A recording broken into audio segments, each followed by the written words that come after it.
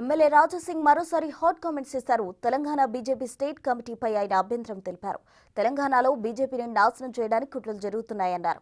కేంద్ర మంత్రి కిషన్ రెడ్డి పార్లమెంట్ స్థానం నుంచి కమిటీలో 12 మంది సభ్యులు ఉన్నారని ఆయన ఆరోపించారు. బీజేపీ స్టేట్ కమిటీతో ఎమ్మెల్యేలు సంతృప్తిగా ఉన్నారా?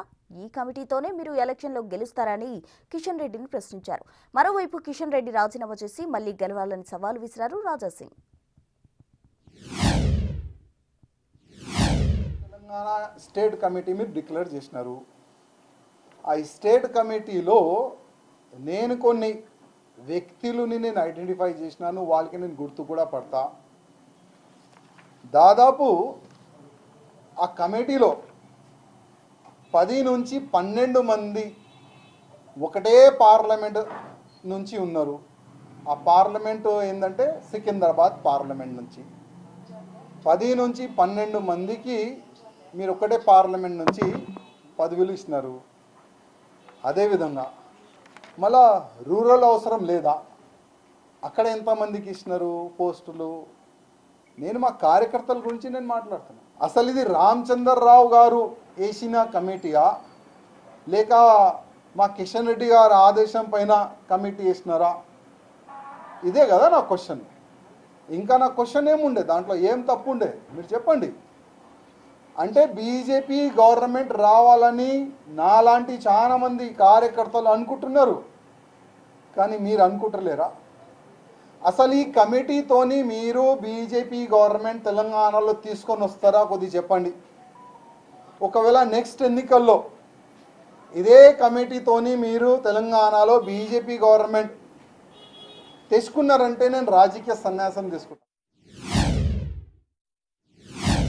నాకు అందరూ ఫోన్లు చేసి, వాళ్ళు దగ్గరున్న మనుషులు ఫోన్ చేసి అంటున్నారు, అన్నా మీరు గతంలో ఏ మాట అన్నారు కదా, ఇవాళ అదే నిజం అవుతుంది. ఇవాళ మొత్తం బీజేపీని డమ్మీ చేయనికి, పార్టీని సర్వనాశం చేయనికి చాలా భయంకరమైన కుట్రలు చేస్తున్నారు అని కార్యకర్తలు బాధపడి నాకు ఫోన్ చేస్తున్నారు. ఇవాళ నేను అడుగుతున్నా, మా డీకే అరుణ గారు కానీ, ధర్మపురి అరవింద్ గారు కానీ, విశ్వేశ్వర్ రెడ్డి గారు కానీ, జి నాగేష్ గారు కానీ, రఘునందన్ రావు గారు కానీ, ఈటెల రాజేందర్ గారు కానీ, మా ఎమ్మెల్యేస్ కానీ ఎవరైనా ఈ కమిటీతోని సాటిస్ఫై ఉన్నారా? సార్, ఇప్పుడు నేను కాంగ్రెస్లో వెళ్ళలేను, బీఆర్ఎస్లో వెళ్ళలేను, ఏ సెక్యులర్ పార్టీలో వెళ్ళలేను, ఎందుకంటే హిందుత్వం మొత్తం నిండి ఉన్నాయి కదా, వేరే పార్టీ మ్యాచ్ కాదు. అందుకోసం నేను వెయిటింగ్.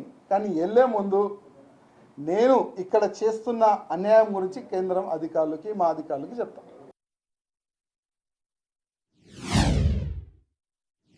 రెడ్డి గారు నా రాజీనామా ఇవ్వాలి, నేను కూడా రాజీనామా ఇచ్చేస్తా.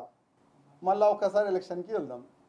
మీరు కూడా అక్కడ పార్గా కొట్లాడండి, కూడా ఇండిపెండెంట్గా అక్కడ కొట్లాడతా. మీరు కూడా ఇక్కడ ఇండిపెండెంట్గా ఎమ్మెల్యే కూడా కొట్లాడండి. ఎవరు ఎక్కడి నుంచి గెలుస్తారో చూసుకుందాం. ఇప్పుడు ఈ మొత్తము దీనికి ప్లానింగ్ మొత్తం మా కిషన్ రెడ్డి గారే నేను అనుకుంటున్నాను. అందుకోసం మా కిషన్ రెడ్డి గారికే అడ్రస్ చేసి చెప్తున్నాను, రామచంద్రరావు గారికి ఫ్రీ హ్యాండ్ ఇవ్వండి, ప్రతి ఒక్క పార్లమెంట్ సభ్యుడికి ఫ్రీ హ్యాండ్ ఇవ్వండి, ప్రతి ఒక్క ఎమ్మెల్యేకి ఫ్రీ హ్యాండ్ ఇవ్వండి.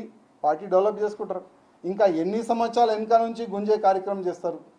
చాలాసారి ప్రతి ఒక్క వేదిక పైన, ప్రతి ఒక్క మీటింగ్లో నేను గతంలో అమిత్ షా సార్ కూడా డైరెక్ట్ చెప్పిన, నల్గొండలో, సార్ ఈ వీళ్ళు ఇట్లా వేలు చూపెట్టి చెప్పిన, సార్ వీళ్ళు గ్రూపిజం వల్ల పార్టీ సర్వనాశనం అవుతుంది సార్, ఫస్ట్ వీళ్ళు గ్రూపిజంని ఖతం చేయండి, అప్పుడే మనం గవర్నమెంట్లో వస్తామని డైరెక్ట్ ఫేస్ టు ఫేస్ చెప్పే దమ్ముంది, చెప్పినాం కూడా.